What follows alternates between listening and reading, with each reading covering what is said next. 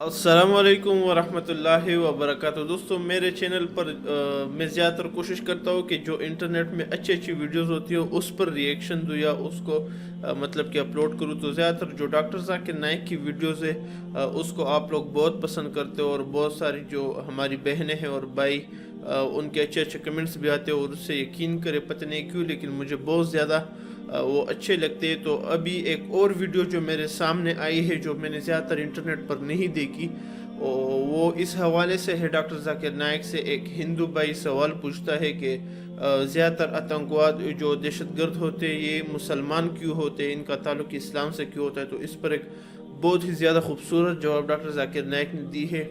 तो कोशिश करें कि ये वीडियो एंड तक देखें, इंशाल्लाह बहुत ज़्यादा पसंद आएगी आपको। मेरा नाम हिरेन ठक्कर है, मैं राधनपुर से आया हूँ।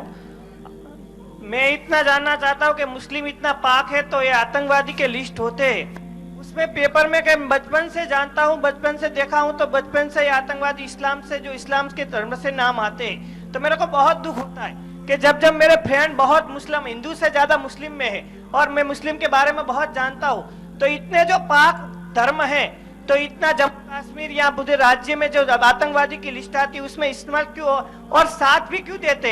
हमारे हिंदुस्तानी इस्लाम जो होते हैं वो भी उसको साथ देते, क्यों उसको विरोध नहीं करते, तो ऐसा क्यों होता है? भाई साहब का अच्छा सवाल है। भाई साहब ने कहा है कि अक्सर मैं बचपन से जब आतंकवाद का नाम सुनता हूँ उससे जुड़ा रहता है मुसलमान का नाम। क्यों? उनके बहुत से दोस्त थे और मैं मानता हूँ कि आप समझते हैं आपके मुसलमान दोस्त अच्छे क्या खराब है? मुसलमान तो बहुत अच्छे, इसलिए तो बोल रहा हूँ कि ऐसा क्यों होता है। हाँ, तो आपके कोई भी मुसलमान दोस्त ने आतंकवादी का हमला किया? आपके दोस्त ने नहीं, वो तो नहीं किया, लेकिन किया तो पुलिस को कंप्लेंट करना गलत है। और क्या बोलते हैं, जो पेपर में नाम होता है और जब पकड़ा जाता है तो उसके घर में जो हिंदुस्तानी मुस्लिम है उसके घर में छावरते हैं कि भाई हिंदुस्तानी मुस्लिम के घर से पकड़ गया, तो वो क्यों उसका साथ देते, वो क्यों उसका विरोध नहीं? इतना इस्लाम पाक है तो इतना विरोध क्यों नहीं होते? भाई साहब का बहुत अच्छा सवाल है, अहम सवाल है कि वो हिंदू होने के बावजूद बचपन से देख रहे कभी भी आतंकवाद का नाम आता है तो मुसलमान का नाम जुड़ा रहता है। वही मैं कह रहा था मेरी तकरीर में कि जिहाद के मानी मुसलमान आतंकवाद है। ये अक्सर आप देखेंगे 40-50 साल ऐसे पहले नहीं था। 60 साल पहले हिंदुस्तान में आतंकवाद किसे कहा जाता था? जो लोग देश के लिए, क्योंकि आपकी उम्र कम है ना, ये लगता है आपकी उम्र तकरीबन 30 साल के करीब है। 25 साल ना। मेरी उम्र 46 है। बहुत से लोग माशाल्लाह 60 साल के, 70 साल के, 80 साल है। आपके वालिद से पूछिए, आपके दादा से पूछिए कि 80 साल पहले किसको आतंकवाद कहा जाता था? भगत सिंह को। तो मैं पूछूंगा आपके वालिद से ये भगत सिंह को आतंकवाद क्यों कहा जाता था, तो आपके वालिद कहेंगे ये शैतानी हरकत है अंग्रेज की। वो चाहते हैं कि हिंदुस्तान के मुल्क पे राज करे, तो भगत सिंह को आतंकवाद कहते। तो आपके दादा आपसे कहेंगे इस बात पे मत जाओ, मत भड़को, ये शैतान लोग हैं। आप समझ रहे ना? तो वो चाहते हैं कि आप भगत सिंह के दुश्मन बने और हमेशा हिंदुस्तान अंग्रेज का गुलाम रहे। आप समझ रहे? इसी तरीके से अमेरिका में 200 साल पहले 19वीं सदी में कहते थे जॉर्ज वॉशिंगटन आतंकवाद है, उसी तरीके से कहते नेल्सन मंडेला है। आज क्योंकि मगरबी मुमालिक देख रही है कि इतने तेजी से इस्लाम फैल रहा है, हम अगर इसे नहीं रोकेंगे तो हमारे जो ऐश करने के तरीके बंद हो जाएंगे। इस्लाम में शराब हराम है, जुआ खेलना हराम है, लड़की को छेड़ना हराम है, लड़की के साथ रात को डांस करना हराम है। अगर इस्लाम इतनी तेजी से फैलेगा तो हमारे जो अय्याशी बंद हो जाएंगी। तो इस्लाम को बदनाम करो। आप समझ रहे? इस्लाम को इसी तरीके से मैंने एक तकरीर किया हूं, इस टेररिज्म मुस्लिम मोनोपोली। एक कहावत है, चंद साल पहले, 5 साल पहले जब बंबई में ट्रेन ब्लास्ट हुआ था, तो एक आम कहावत है जो मगरबी मुल्कों से हिंदुस्तान में भी आ चुकी थी कि हर मुसलमान आतंकवाद नहीं है। सब मुसलमान खुश। हर मुसलमान आतंकवाद नहीं है, लेकिन हर आतंकवाद मुसलमान है।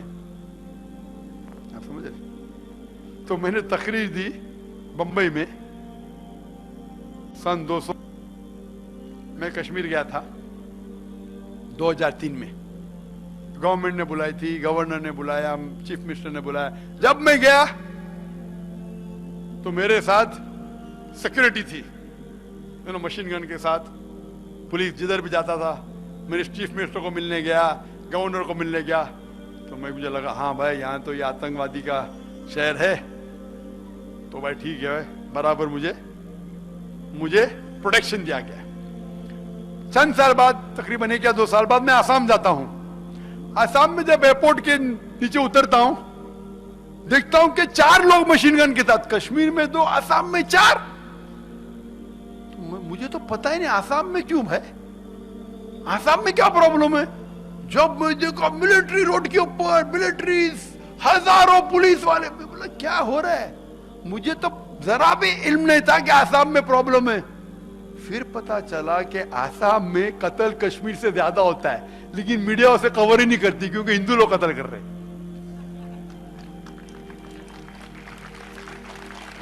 आज अगर आप तहकीक करते, कोई भी पुलिस ऑफिसर से पूछे तो जानता है हिंदुस्तान के माशरे को सबसे ज्यादा कत्ल अगर कोई भी आतंकवादी ग्रोह करती है वो है माओइस्ट। माओइस्ट आज हिंदुस्तान 600 डिस्ट्रिक्ट में बटा हुआ है, 600 में से 25% डिस्ट्रिक्ट पे उसका होल्ड है। पूरे पुलिस स्टेशन के पुलिस स्टेशन को बर्बाद करती है डायरेक्ट मिसाइल से। ये कश्मीर में हो रहा है, पूरे पुलिस की गाड़ी को उड़ा डालती है, पुलिस डरते उनसे। माओइस्ट, पता है आपको माओइस्ट के बारे में? हार्डली हम पेपर में पढ़ते, एक आध बार आएगा तो ब्रीफ न्यूज। कश्मीर में कुछ हेडलाइन, मुसलमान अब्दुल करीम मोहम्मद, हेडलाइन पेपर पे आ गया है।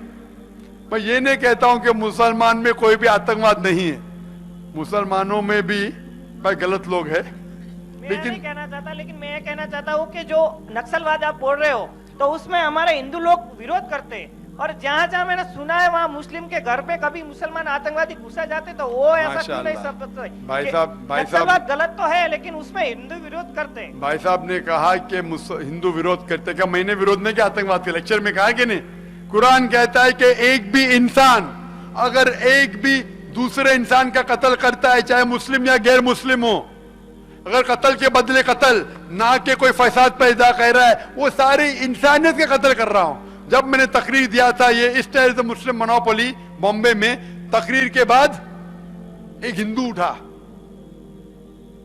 और हिंदू ने कहा, क्योंकि बम ब्लास्ट हो चुका था बंबई में 2006 में, वो हिंदू ने कहा कि जाकिर भाई, जिस तरीके से मुसलमान का कत्ल हुआ गुजरात में, हजारों मुसलमान का कत्ल हुआ, हजारों मुसलमान औरत का बलात्कार हुआ, माओ का बलात्कार हुआ, अगर मैं उनके जगह पे रहता था तो मैं भी वो बंबई के अंदर ट्रेन बम ब्लास्ट करता था। सब लोग ने ताली मारी। मैंने कहा भाई साहब, हिंदू भाई, आप जो कह रहे हो आप इंसान, आम इंसान जैसी बात कर रहे हैं, हर इंसान ये चाहूंगा, लेकिन मुझे इसकी इजाजत नहीं है। मेरा मजहब, मेरा इस्लाम इसकी इजाजत नहीं देता है कि अगर गुजरात में कोई मुसलमान ने, कोई हिंदू ने जुल्म किया मुसलमान पे, मुझे कोई इख्तियार नहीं कि बंबई के हिंदू पे हमला करूं। ये हराम है, क्योंकि तुम हिंदू है, तुमको इख्तियार है, मुझे इख्तियार नहीं है। वो हिंदू कह रहा है कि ये आम इंसान करेगा। मैं बोला मैं आम इंसान नहीं हूं, क्योंकि मैं कुरान के हुक्म से बंधा हूं। अगर मैं चाहूं तो भी नहीं कर सकता हूं। अगर मैं कोई गैर मुसलमान मुस्लिम को तकलीफ देता हूं हिंदुस्तान में, उसकी पूरी नस्ल मेरे खिलाफ हो जाएंगी। एक ऐसा मुसलमान, मान लो कोई हिंदू ने उसके तकलीफ दिया, चाहे गुजरात में हो चाहे दूसरे मुल्क में हो, मेरी गलती क्या? ये बेबुनियाद है। कोई भी आम गैर मुस्लिम या मुस्लिम का कत्ल करना, सिर्फ कत्ल के बदले कत्ल, या अगर कोई फसाद पैदा कर रहा है तो कोई भी दूसरे इंसान का कत्ल करना ऐसा है कि सारी इंसानियत का कत्ल कर रहे। अगर जो इंसान ने मुसलमान को तकलीफ दी, मुसलमान औरत का बलात्कार किया, उसको पकड़ो, पुलिस के हवाले करो, सजा दो, मुझे कोई एतराज नहीं। लेकिन दूसरे को, हिंदू को तकलीफ देना इस्लाम में हराम है। मैं 50 बार कह चुका हूं, कौन कहता है कि मुसलमान नहीं कहते? मैं ये कहता हूं कि 9/11 जिसने भी किया है, न्यूयॉर्क ट्विन टाइम बॉम्बिंग जिसने भी किया है उसने गलत किया है, हजारों मुसलमान का कत्ल किया। मैं ये नहीं जानता हूं किसने किया, लेकिन जिसने भी किया वो गलत किया है। जो लंदन बॉम्ब ब्लास्टिंग है जिसमें 50 लोग से ज्यादा का कत्ल किया गया है, वो हराम है, इस्लाम इजाजत नहीं देता है। जो बंबई में जो लोग मरे 180 लोग मरे वो गलत है, लेकिन फुल स्टॉप मत लगाओ। इसके साथ मैं ये भी कहता हूं कि गुजरात में जो हजारों मुसलमान का कत्ल किया गया वो भी गलत है, अफगानिस्तान में जो हजारों मुसलमान का कत्ल किया वो भी गलत है, इराक में जो हजारों मुसलमान का कत्ल किया वो भी गलत है, पैलेस्टाइन में जो इजरायली लोग मुसलमान के कत्ल करते वो भी गलत है। अगर दम है तो पूरे सच बोलो ना, आधा सच क्यों? आधा सच क्यों? आज हिंदुस्तान में कोई भी जो जानता है हिंदुस्तान की टेररिज्म की हिस्ट्री, सबसे ज्यादा कत्ल कर रहे माओइस्ट लोग। आपको पता है कि लाखों हिंदुस्तानी उनको सपोर्ट करते, आप जानते ये? लाखों हिंदू भी सपोर्ट करते, आप नहीं जानते ये? नंबर 2 एलटीटी अभी तो नहीं है। एलटीटी कौन नहीं कहेगा कि Hindu terrorist? Tamil liberation tiger Tamil इलम हिंदू थे, क्रिश्चियन थे, कोई नहीं कहेगा कि हिंदू टेररिस्ट।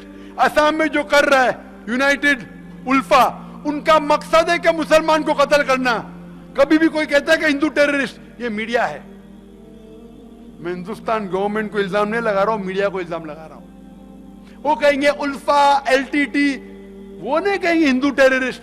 आपको पता है IRA आयरिश रिपब्लिकन आर्मी सैकड़ों लोग को कत्ल करती है। वो एक क्रिश्चियन ग्रोह है, कैथोलिक, जो प्रोटेस्टेंट लोग आपस में ईसाई लोग झगड़ रहे हैं, टेररिज्म है। कभी भी कोई ये नहीं कहेगा कि वो कैथोलिक टेररिस्ट है, कहेंगे IRA आयरिश रिपब्लिकन आर्मी। मुसलमान अगर अब्दुल कत्ल करेगा तो बोलेंगे मुसलमान है, हिंदुस्तानी नहीं मुसलमान है। क्यों?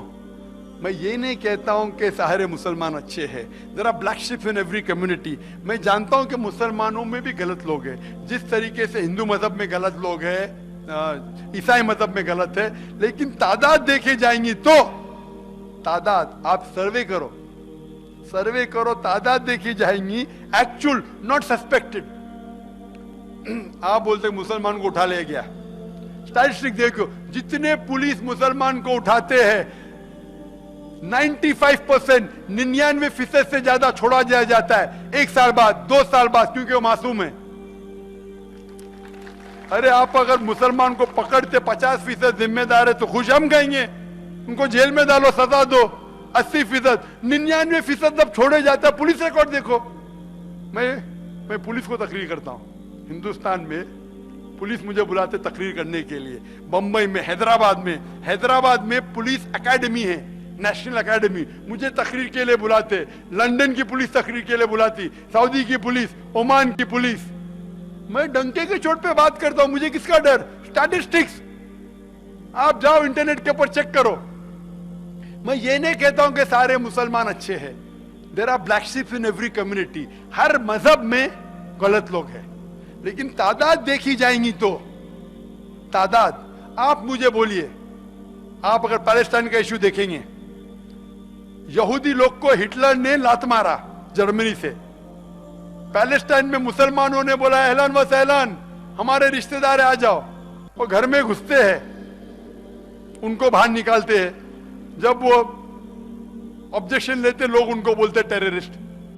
मैं आपसे पूछता हूं कि आप कोई अगर एक आदमी, आप देखते टूरिस्ट को, एक आदमी बेघर है, उसको घर में लाते, बोलते मेरे घर में रहो, कुछ दिन बाद आपको घर के बाहर निकालता है, आप अपने घर के बाहर कह रहे अरे इसने मेरा घर लिया, और लोग आपको टेररिस्ट कहेंगे, आपको अच्छा लगेगा? आपको अच्छा लगेगा?